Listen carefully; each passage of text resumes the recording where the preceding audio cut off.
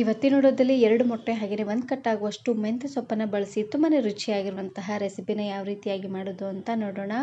ಇವಾಗ ಮಾರ್ಕೆಟಲ್ಲಿ ಎಲ್ಲಿ ನೋಡಿದ್ರು ಮೆಂತ್ಯ ಸೊಪ್ಪೇ ಇರುತ್ತೆ. ಮೆಂತ್ಯ ಸೊಪ್ಪನ್ನು ಬಳಸಿ ಈ ರೀತಿಯಾಗಿ ರೆಸಿಪಿನ ಮಾಡ್ಕೊಳ್ಳಿ, ಸಖತ್ ರುಚಿಯಾಗಿರುತ್ತೆ ಅಂತಲೇ ಹೇಳ್ಬೋದು. ಹಾಗಾದರೆ ಬನ್ನಿ ತಡ ಮಾಡದೆ ರೆಸಿಪಿನ ಶುರು ಮಾಡೋಣ. ಇದನ್ನು ಮಾಡಲಿಕ್ಕೆ ಮೊದಲು ನಾನಿಲ್ಲಿ 1 ಕಟ್ ಆಗುವಷ್ಟು ಮೆಂತ್ಯ ಸೊಪ್ಪನ್ನು ತಗೊಂಡಿದ್ದೀನಿ. ಸೊಪ್ಪನ್ನು ಚೆನ್ನಾಗಿ ತೊಳೆದು ಈ ರೀತಿಯಾಗಿ ಬಿಡಿಸಿ ತಗೊಳ್ಳಿ. ಆದಷ್ಟು ಎಳೆದಂಟಿದ್ರೆ ಅದನ್ನು ಹಾಕೊಳ್ಳಿ, ಚೆನ್ನಾಗಿರುತ್ತೆ. ದೊಡ್ಡ ಸೈಜಲ್ಲಿರುವಂತಹ 1 ಕಟ್ಟನ್ನು ಪೂರ್ತಿಯಾಗಿ ತಗೊಂಡಿದ್ದೀನಿ. ನಾನಿಲ್ಲಿ ಒಂದು ಹೊತ್ತಿಗೆ ಇಬ್ಬರಿಗಾಗುವಷ್ಟು ಮಾಡಿ ತೋರಿಸ್ತಾ ಇದ್ದೀನಿ, ಹಾಗಾಗಿ 1 ಕಟ್ ಮಾತ್ರ ತಗೊಂಡಿದ್ದೀನಿ. ನೀವು ಸ್ವಲ್ಪ ಜಾಸ್ತಿ ಜನಕ್ಕೆ ಮಾಡ್ಕೊಳ್ಳೋ ಹಾಗಿದ್ರೆ 2 ಅಥವಾ 3 ಕಟ್ ಆಗುವಷ್ಟು ಮೆಂತ್ಯ ಸೊಪ್ಪನ್ನು ತಗೊಳ್ಳಿ. ಇವಾಗ ನಾನಿಲ್ಲಿ ಮೆಂತ್ಯ ಸೊಪ್ಪನ್ನು ಪೂರ್ತಿ ಸಣ್ಣ ಸಣ್ಣದಾಗಿ ಕಟ್ ಮಾಡಿ ಹಾಕೊಳ್ತಾ ಇದ್ದೀನಿ. ನೋಡಿ, ಈ ರೀತಿಯಾಗಿ ಪೂರ್ತಿ ಸಣ್ಣದಾಗಿಲ್ಲ ಅಂದರೂ ಸ್ವಲ್ಪ ಮೀಡಿಯಮ್ ಸೈಜಲ್ಲೇ ಕಟ್ ಮಾಡ್ಕೊಂಡು ತಗೊಳ್ಳಿ. ಆದಷ್ಟು ಎಳೆದಂಟಿದ್ರೆ ಅದನ್ನು ಹಾಕ್ಕೊಳ್ಳಿ, ಚೆನ್ನಾಗಿರುತ್ತೆ. ಮೆಂತ್ಯ ಸೊಪ್ಪಿಲ್ಲ ಅಂದರೆ ಸಬ್ಬಸಿಗೆ ಸೊಪ್ಪು, ಇಲ್ಲಾಂದರೆ ಪಾಲಕ್ ಸೊಪ್ಪನ್ನು ಸಹ ನೀವಿಲ್ಲಿ ಬಳಸ್ಬೋದು, ಚೆನ್ನಾಗಿರುತ್ತೆ.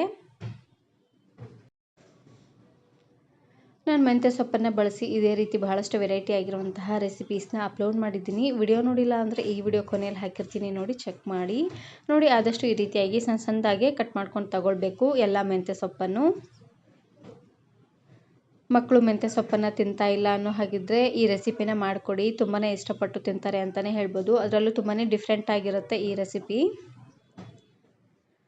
ನೋಡಿ, 1 ಕಟ್ ಆಗುವಷ್ಟು ಮೆಂತ್ಯ ಸೊಪ್ಪನ್ನು ಈ ರೀತಿಯಾಗಿ ಸಣ್ಣದಾಗಿ ಕಟ್ ಮಾಡಿದಾದ್ಮೇಲೆ ಇದನ್ನು ನಾನಿವಾಗ ಒಂದು ಅಗಲವಾಗಿರುವಂತಹ ಬೌಲ್ಗೆ ಹಾಕ್ಕೊಳ್ತಾ ಇದ್ದೀನಿ. ಆದಷ್ಟು ಅಗಲವಾಗಿರುವಂತಹ ಬೌಲ್ಗೆ ಹಾಕ್ಕೊಳ್ಳಿ, ಅಂದರೆ ಕಲಿಸ್ಲಿಕ್ಕೆ ಈಸಿ ಆಗುತ್ತೆ. ಹಾಗಾಗಿ ಇದಕ್ಕೆ ನಾನಿಲ್ಲಿ 2 ಮೊಟ್ಟೆನ ಒಡೆದು ಹಾಕ್ಕೊಳ್ತಾ ಇದ್ದೀನಿ. ನಿಧಾನಕ್ಕೆ ಒಡೆದು ಹಾಕ್ಕೊಳ್ಳಿ, ಸಿಪ್ಪೆ ಏನಾದರೂ ಬಿದ್ದರೆ ತೆಗಿಲಿಕ್ಕೆ ತುಂಬಾ ಕಷ್ಟ ಆಗುತ್ತೆ. ಹಾಗಾಗಿ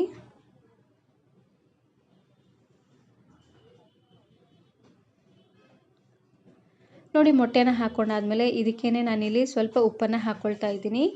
ಮೆಂತ್ಯ ಸೊಪ್ಪು ಹಾಗೆಯೇ ಮೊಟ್ಟೆ ಸ್ವಲ್ಪ ಸಪ್ಪೆ ಸಪ್ಪೆ ಅಂತ ಅನ್ನಿಸ್ಬಾರ್ದು ನೋಡಿ, ಹಾಗಾಗಿ ಉಪ್ಪು ಹಾಗೆಯೇ ಸ್ವಲ್ಪ ಖಾರದ ಪುಡಿನ ಹಾಕ್ಕೊಳ್ತಾ ಇದ್ದೀನಿ. ಒಂದು 1/4 ಚಮಚ ಆಗುವಷ್ಟು ಖಾರ ಪುಡಿನ ಹಾಕ್ಕೊಂಡ್ರೆ ಸಾಕಾಗುತ್ತೆ, ಯಾಕಂದರೆ ಆಮೇಲೆ ಇನ್ನು ಸ್ವಲ್ಪ ಉಪ್ಪು ಖಾರ ಹಾಕ್ಕೊಳ್ಳೋದಿದೆ. ಹಾಗಾಗಿ ಉಪ್ಪು ಹಾಗೆಯೇ ಖಾರ ಪುಡಿನ ಹಾಕ್ಕೊಂಡಾದ್ಮೇಲೆ ಚೆನ್ನಾಗಿ ಇದನ್ನು ಮಿಕ್ಸ್ ಮಾಡ್ಕೊಂಡು ತಗೊಳ್ಬೇಕು. ನೋಡಿ, ಈ ರೀತಿಯಾಗಿ. ಬೇಕು ಅಂದರೆ ಇದಕ್ಕೇ ಸ್ವಲ್ಪ ಶುಂಠಿ ಬೆಳ್ಳುಳ್ಳಿ ಪೇಸ್ಟನ್ನು ಸಹ ನೀವು ಇದಕ್ಕೆ ಹಾಕ್ಕೊಳ್ಬೋದು, ನಾನು ಇದರಲ್ಲೇ ಹಾಕ್ಕೊಳ್ತಾ ಇಲ್ಲ.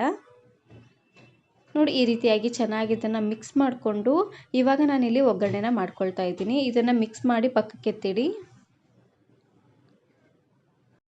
ಒಂದು ಸಾರ್ತಿ ಈ ರೆಸಿಪಿನ ಮಾಡಿ, ಸಖತ್ ರುಚಿಯಾಗಿರುತ್ತೆ ಅಂತಲೇ ಹೇಳ್ಬೋದು. ಅದರಲ್ಲೂ ಈ ಚಳಿಗೆ ಖಾರವಾಗಿ ಏನಾದರೂ ತಿನ್ನಬೇಕು ಅಂತ ಅನ್ನಿಸ್ದಾಗ ಈ ರೆಸಿಪಿನ ಮಾಡ್ಕೊಳ್ಳಿ, ಸಖತ್ ಟೇಸ್ಟಿಯಾಗಿರುತ್ತೆ. ನೋಡಿ, ಈ ರೀತಿಯಾಗಿ ಚೆನ್ನಾಗಿ ಇದನ್ನು ಮಿಕ್ಸ್ ಮಾಡಿದಾದ್ಮೇಲೆ ಇವಾಗ ನಾನಿಲ್ಲಿ ಒಗ್ಗರಣೆನ ಮಾಡ್ಕೊಳ್ತಾ ಇದ್ದೀನಿ. ಮೊದಲು ನಾನಿಲ್ಲಿ ಒಂದು ಕಡಾಯಿಗೆ 4 ರಿಂದ 5 ಚಮಚ ಆಗುವಷ್ಟು ಎಣ್ಣೆ ಹಾಗೆಯೇ 1 ಚಮಚ ಆಗುವಷ್ಟು ಜೀರಿಗೆನ ಹಾಕ್ಕೊಳ್ತಾ ಇದ್ದೀನಿ. ಸ್ವಲ್ಪ ಜೀರಿಗೆನ ಹಾಕ್ಕೊಂಡ್ರೆ ಸಾಕಾಗತ್ತೆ. ನೋಡಿ, ಜೀರಿಗೆ ಎಲ್ಲ ಸ್ವಲ್ಪ ಸಿಡಿತಿದ್ದಂಗೆ ಮೀಡಿಯಮ್ ಸೈಜಿನ 2 ಈರುಳ್ಳಿನ ಈ ರೀತಿಯಾಗಿ ಸಣ್ಣ ಸಣ್ಣದಾಗಿ ಕಟ್ ಮಾಡಿ ಹಾಕ್ಕೊಳ್ತಾ ಇದ್ದೀನಿ. ಈರುಳ್ಳಿನ ಆದಷ್ಟು ಸಣ್ಣದಾಗಿ ಕಟ್ ಮಾಡಿ ಹಾಕ್ಕೊಳ್ಬೇಕು, ಚೆನ್ನಾಗಿರುತ್ತೆ.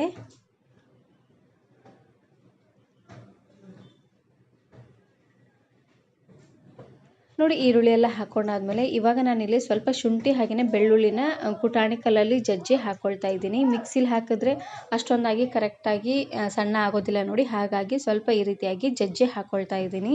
ಈ ರೀತಿಯಾಗಿ ಜಜ್ಜಿ ಹಾಕ್ಕೊಳ್ಳಿ, ಟೇಸ್ಟ್ ಅಂತೂ ತುಂಬಾ ಚೆನ್ನಾಗಿ ಬರುತ್ತೆ. ಇವಾಗ ಈರುಳ್ಳಿ ಎಲ್ಲ ಸ್ವಲ್ಪ ಸಾಫ್ಟಾಗಿ ಶುಂಠಿ ಬೆಳ್ಳುಳ್ಳಿಯಲ್ಲಿರುವಂಥ ಹಸಿ ವಾಸನೆ ಎಲ್ಲ ಹೋಗೋವರೆಗೂ ಚೆನ್ನಾಗಿ ಇದನ್ನು ಬೇಯಿಸ್ಕೊಂಡು ತಗೊಳ್ಬೇಕು. ಉರಿನ ಪೂರ್ತಿಯಾಗಿ ಲೋ ಫ್ಲೇಮ್ನಲ್ಲೇ ಇಟ್ಟು ಬೇಯಿಸ್ಕೊಂಡು ತಗೊಳ್ಳಿ.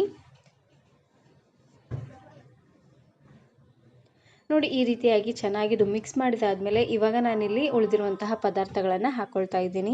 3/4 ಚಮಚ ಆಗುವಷ್ಟು ಅಚ್ಕಾರದ ಪುಡಿ, ರುಚಿಗೆ ತಕ್ಕಷ್ಟು ಉಪ್ಪು ಹಾಗೆಯೇ 1/4 ಚಮಚ ಆಗುವಷ್ಟು ಗರಂ ಮಸಾಲ, ಇದ್ರ ಜೊತೆಗೆ 1/4 ಚಮಚ ಆಗುವಷ್ಟು ಅರಶಿನ ಪುಡಿನ ಹಾಕ್ಕೊಳ್ತಾ ಇದ್ದೀನಿ. ಎಲ್ಲ ಮಸಾಲೆ ಹಾಗೂ ಉಪ್ಪು ಖಾರನ ಹಾಕ್ಕೊಳ್ಳುವಾಗ ಉರಿನ ಪೂರ್ತಿಯಾಗಿ ಲೋ ಫ್ಲೇಮ್ನಲ್ಲೇ ಇಟ್ಟು ಹಾಕ್ಕೊಳ್ಳಿ, ಇಲ್ಲಾಂದರೆ ಎಲ್ಲ ಸೀದೋದಂಗೆ ಆಗಿಬಿಡುತ್ತೆ. ಹಾಗಾಗಿ ನೋಡಿ, ಎಲ್ಲವನ್ನು ಹಾಕ್ಕೊಂಡು ಚೆನ್ನಾಗಿ ಇದನ್ನು ಈ ರೀತಿಯಾಗಿ ಮಿಕ್ಸ್ ಮಾಡಿಕೊಂಡು ತಗೊಳ್ಳಿ.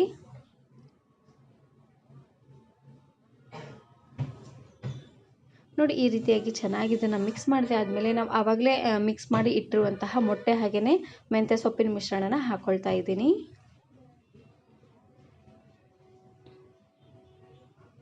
ನೋಡಿ, ಮೊಟ್ಟೆ ಮತ್ತು ಮೆಂತ್ಯ ಸೊಪ್ಪು ಎರಡನ್ನೂ ಹಾಕ್ಕೊಂಡಾದ್ಮೇಲೆ ಇದನ್ನು ಇವಾಗ ಈರುಳ್ಳಿಯಲ್ಲೇ ಚೆನ್ನಾಗಿ ಇದನ್ನು ಮಿಕ್ಸ್ ಮಾಡ್ಕೊಂಡು ತಗೊಳ್ಬೇಕು.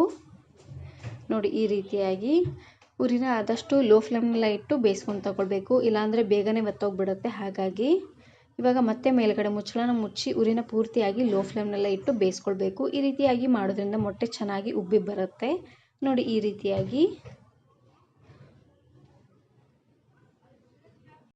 ಇವಾಗ ಒಂದೊಂದು ನಿಮಿಷಕ್ಕೂ ಮೇಲ್ಗಡೆ ಮುಚ್ಚಳನ ಮುಚ್ತಾ ಹಾಗೆ ಈ ರೀತಿಯಾಗಿ ಮಿಕ್ಸ್ ಮಾಡ್ಕೊಳ್ತಾನೆ ಮೊಟ್ಟೆನ ಬೇಯಿಸ್ಕೊಳ್ಬೇಕು. ಈ ರೀತಿಯಾಗಿ ಮಾಡೋದ್ರಿಂದ ಮೊಟ್ಟೆ ಚೆನ್ನಾಗಿ ಬೇಯುತ್ತೆ. ಹಾಗಾಗಿ ನೋಡಿ, ಈ ರೀತಿಯಾಗಿ ಚೆನ್ನಾಗಿದ್ದು ಮೊಟ್ಟೆ ಎಲ್ಲ ಬೆಂದಾದಮೇಲೆ ಲಾಸ್ಟಲ್ಲಿ ನಾನಿವಾಗ ಸಣ್ಣದಾಗಿ ಕಟ್ ಮಾಡಿರುವಂತಹ ಮೆಂತ್ಯ ಸೊಪ್ಪನ್ನು ಹಾಕ್ಕೊಳ್ತಾ ಇದ್ದೀನಿ. ಮೆಂತ್ಯ ಸೊಪ್ಪನ್ನು ಹಾಕ್ಕೊಂಡು ಒಂದು ಸರ್ತಿ ಚೆನ್ನಾಗಿ ಇದನ್ನು ಮಿಕ್ಸ್ ಮಾಡಿದ್ರೆ ಆಯಿತು. ತುಂಬಾ ರುಚಿಯಾಗಿರುವಂತಹ ಮೆಂತ್ಯ ಸೊಪ್ಪಿನ ಮೊಟ್ಟೆ ಪಲ್ಯ ರೆಡಿಯಾಗಿ ಹೋಗ್ಬಿಡುತ್ತೆ. ಇದನ್ನು ನೀವು ಚಪಾತಿ, ರೊಟ್ಟಿ ಜೊತೆಗೆಲ್ಲ ಸರ್ವ್ ಮಾಡ್ಕೋಬೋದು. ಹಾಗೆಯೇ ಅನ್ನದ ಜೊತೆ ತುಂಬಾ ರುಚಿಯಾಗಿರುತ್ತೆ ಅಂತಲೇ ಹೇಳ್ಬೋದು.